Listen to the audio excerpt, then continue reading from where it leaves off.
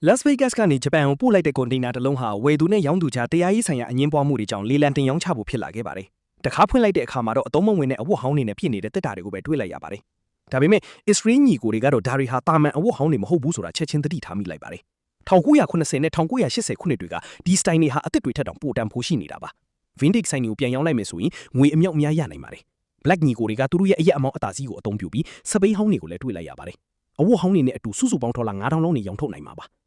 လေလံဆွဲသူကအဝတ်တုပ်တစ်ထုပ်ကိုတတန်လောက်အလေးချင်းရှိတယ်လို့ပြောပြီးစမ်းကြည့်ဖို့တိုက်တွန်းပါတယ်။လေလံကို$900နဲ့စတင်ပါတယ်။မက်သျူးက$9000နဲ့ဆွဲလိုက်ပြီးဈေးနှုန်းက$1000ကျော်သွားပါတယ်။ဒီယန်နာက$13500နဲ့ရယူဖို့ကြိုးစားပေမဲ့ညီကိုတွေက$900ထပ်တိုးပြီး$14000နဲ့အောင်မြင်စွာသိမ်းပိုက်လိုက်ပါတယ်။သူတို့ရတနာရှာဖွေမှုစတင်တဲ့အခါတန်ဖိုး$9000လောက်ရှိတဲ့အဝတ်ဟောင်းတုပ်3တုပ်ကိုတွေ့လိုက်ရပါတယ်။ဒါပေမဲ့အစစ်အမှန်အံ့ဩစရာကတော့နောက်မှလာတာပါ။စပိန်ဟောင်းတစ်စီးကို$100စီတန်ပါတယ်။ဆက်ဆိုဖုန်းအသေးလေးက$900အကြီးက$3000တန်ပြီးတခြားဆက်ဆိုဖုန်းတွေပလွေတွေနဲ့ဒုတိယတွေလည်းပါဝင်ပါတယ်။အနောက်ဘက်မှာတော့ရေခဲတစ်တာဟောင်းနှလုံးနဲ့အယုတ်ဟောင်းတွေအများကြီးရှိနေပါတယ်။စုစုပေါင်းတန်ဖိုးက$18000လောက်ရှိပြီးညီအကိုတွေအတွက်$4000အမြတ်ကျန်ခဲ့ပါတယ်။ဒီကွန်တိန်နာကတော့ပင်လယ်ထဲကနေပြန်ဆယ်ယူထားတာပါ။လီလန်ဆွဲသူရဲ့အဆိုအရပို့လိုက်တဲ့သူကဒူဘိုင်းမှာရေနံတူးဖော်ရေးလုပ်ငန်းလုပ်ကင်သူဖြစ်ပါတယ်။ရတနာရှာသူတွေအယောင်းစိတ်လှုပ်ရှားနေပေမဲ့တကားဖွင့်လိုက်တဲ့အချိန်မှာတော့အားလုံးပဲကြောင်သွားကြပါတယ်။ပင်လယ်ရေထဲမှာကြာရှည်ရှိနေခဲ့တာကြောင့်ပရိဘောဂတွေကဆွေးမြေ့ပြီးမှုတ်တက်နေကရေညှိတွေတောင်တွဲနေပါတယ်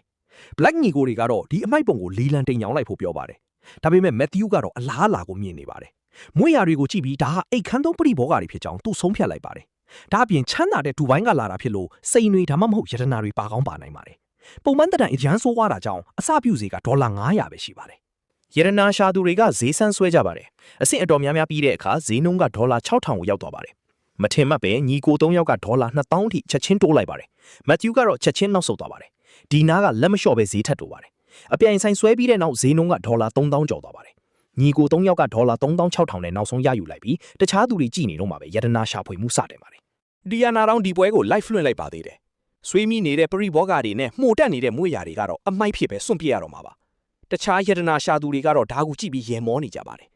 ညီကို3ယောက်ကတော့အရှုံးကြီးရှုံးမှုပြင်ဆင်ထားပေမဲ့နောက်တစ်စက္ကန့်မှာတော့ကြီးရုပ်တုတစ်ခုကိုတွေ့လိုက်ရတဲ့အတွက်အားလုံးအံ့ဩသွားကြပါတယ်။အဲ့ဒီရုပ်တုက$1000တန်ပါတယ်။ပိုအံ့ဩစရာကောင်းတာကတော့အကြောင်းတစ်ခုတည်းကနေရွှေချောင်းတွေကိုတွေ့လိုက်ရပြီးတစ်ချောင်းချင်းစီကရာကနန်းလောက်အလေးချိန်ရှိပါတယ်။ဒီတွေ့ရှိမှုကညီကို3ယောက်ကို$8000အမြတ်ရစေခဲ့ပါတယ်။နောက်ကွန်တိန်နာကတော့စိတ်ကမ်းမှာပိတ်မိနေပြီးအသုံးမဝင်တဲ့ပစ္စည်းတွေနဲ့ပြည့်နေတယ်လို့ပဲမြင်ရပါတယ်။ဒါပေမဲ့ဒီယာနာကတော့စိတ်ဝင်စားနေပါတယ်။ဘာလို့လဲဆိုတော့အောက်ခြေမှာဘိန်းတွေထွက်နေတဲ့အတွက်အဖိုးတန်ရှေးဟောင်းကားတစ်စီးပါဝင်နိုင်တယ်လို့သူထင်နေလို့ပါ။တစ်ဖက်မှာတော့မက်သျူးကဒါဟာအရှုံးမဲလို့တွေးပြီးတခြားသူတွေကိုဈေးပိုပေးအောင်ဈေးတင်ဖို့ဆုံးဖြတ်လိုက်ပါတယ်။လီလန်စတဲ့အခါဒီယာနာက$9000နဲ့စတင်ပါတယ်။ဈေးဆွဲပြီးတဲ့နောက်မှာသူက$9500လို့အော်လိုက်ပါတယ်။မက်သျူးက$15000ထိချက်ချင်းတိုးလိုက်ပါတယ်။နောက်ဆုံးမှဒီယာနာက$2500နဲ့ရယူလိုက်ပါတယ်။သူဘာရတနာတွေတွေ့မလဲဆိုတာစောင့်ကြည့်ရအောင်ပါ။တစ်တာတွေထဲမှာတော့အသုံးမဝင်တဲ့အမိုက်တွေပဲပါနေပြီးပေါ်ပေါက်ဖို့ဆက်ဟောင်းတွေကတော့တန်ဖြတ်အဖြစ်ပဲရောင်းစားလို့ရပါတယ်။အရင်ကြည်မကြည်ကတော့အတွင်းထဲကရတနာပေါ်မှာပဲမှုတည်နေပါတယ်။ဖုန်ကအုပ်ကိုဖယ်လိုက်တဲ့အခါကားတကြီးကိုတွေ့လိုက်ရပါတယ်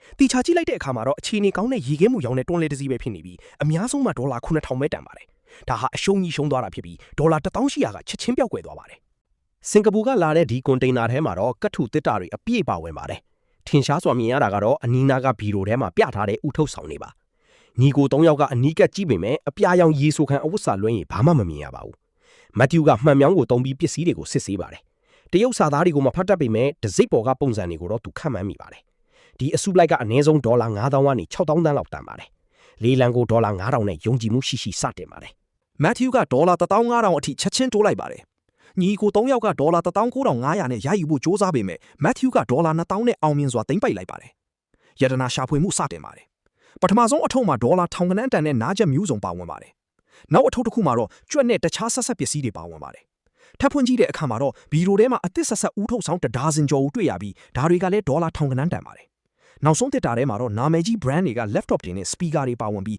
$1000ကျော်တန်ပါတယ်။တခြားပစ္စည်းတွေနဲ့ဆိုရင်ဒီကွန်တိန်နာတစ်ခုထဲကတင်$1000ကျော်အမြတ်ကျန်ခဲ့ပါတယ်။နောက်တစ်တာကတော့အလေးချိန်4တန်ကျော်ရှိပြီး4လံတင်ထားပါတယ်။ရေဆိုကန်အဝတ်နဲ့အုပ်ထားတဲ့နောက်တွဲရန်တစ်စီးပါဝင်ပါတယ်။ညီကို3ယောက်ကအဖိုးတန်ပစ္စည်းတွေပါနိုင်နေလို့တွေးပြီးပို့ဆောင်ကားကလေးကဈေးကြီးတာဆိုတော့တန်ဖိုးရှိတာတိချတယ်လို့ယူဆကြပါတယ်။အန်နီရဲ့များရင်အမျက်များမယ်လို့သူတို့ယုံကြည်ပါတယ်။ Black ညီကိုတွေလည်းလီရင်ပြေးလန်းတင်ဂီတာတွေကိုတွေ့ပြီးစိတ်ဝင်စားနေပါတယ်။လီရင်နဲ့ပတ်သက်တာမှန်သမျှဈေးကြီးမှတိချပါတယ်။မော်ကသူတို့စိတ်ဝင်စားနေတာကိုသိပြီးတတိပေးဖို့ပြင်ပါတယ်။ဒါပေမဲ့ညီကိုတွေကတော့မလျှော့ပဲပြိုင်ဆိုင်မှုဖြစ်လာပါတယ် ဒီအနာကဒေါ်လာ9000နဲ့စတင်ပြီးဈေးနှုန်းကဒေါ်လာ2000ကျော်အထိမြန်ဆန်ဆန်တက်သွားပါတယ်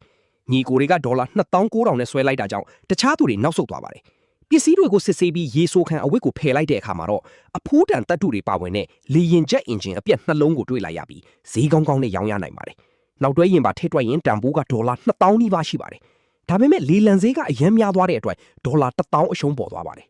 အိန္ဒိယကလာတဲ့နောက်ကွန်တိန်နာကတော့ကြစ်ကြစ်လစ်လစ်ထုတ်ပိုးထားပြီးဘီလီယက်ခုံတွေဖဲဝိုင်းနေနဲ့ဖျော်ဖြေရေးပစ္စည်းတွေပါဝင်တာကိုမြင်ရပါတယ်။ Black ညီကိုတွေကဒေါ်လာ15000နဲ့မကျော်ဖို့ဆုံးဖြတ်လိုက်ပါတယ်။ဒီနာကတော့ဒီပစ္စည်းတွေကိုဘားတွေစားတောက်ဆိုင်တွေကိုရောင်းရင်ဈေးကောင်းရနိုင်မယ်လို့ယုံကြည်ပါတယ်။ကြည်စင်လဲတန်ဖိုးရှိတာကိုမြင်ပါတယ်။လေလံစတဲ့အခါမူးကဒေါ်လာ9000နဲ့စတင်ပါတယ်။စိတ်ဝင်စားမှုကြောင့်ဈေးနှုန်းကဒေါ်လာ16500အထိရောက်သွားပါတယ်။ဒီကိုတွေကလက်မလျှော့ချင်တာကြောင့်ဒေါ်လာ2000နဲ့ဆွဲလိုက်ပြီးရင်းနှီးမြှုပ်နှံဖို့ပြင်ဆင်ထားပါတယ်။ဒီနေ့အမျက်ရမရကတော့ဒီလေလံပေါ်မှာပဲမူတည်နေပါတယ်။ရတနာရှာဖွေမှုစတင်ပါတယ်။ဒေါ်လာ2500တန်းအသစ်ဆက်ဆက်ဟော်ကီကုံဒေါ်လာ1000တန်းပင်းပေါင်းကုံဒေါ်လာ9500ရောင်းရမယ့်ကော်စော9ချက်နဲ့ဒေါ်လာ1000တန်းရှစ်မြောင်ဖဲဝိုင်းတစ်ခုတို့ပါဝင်ပါတယ်။တစ်တာတွေကိုဖွင့်ကြည့်လိုက်တဲ့အခါဒေါ်လာ9000နဲ့ရောင်းရမယ့်အရေးသွေးမြင့်ဘီလီယက်ခုံ3လုံးကိုတွေ့လိုက်ရပါတယ်။တခြားပစ္စည်းတွေနဲ့ဆိုရင်စုစုပေါင်းတန်ဖိုးကဒေါ်လာ9000ထိရှိပြီးဒေါ်လာ2000အမြတ်ကို easy ပဲရသွားပါတယ်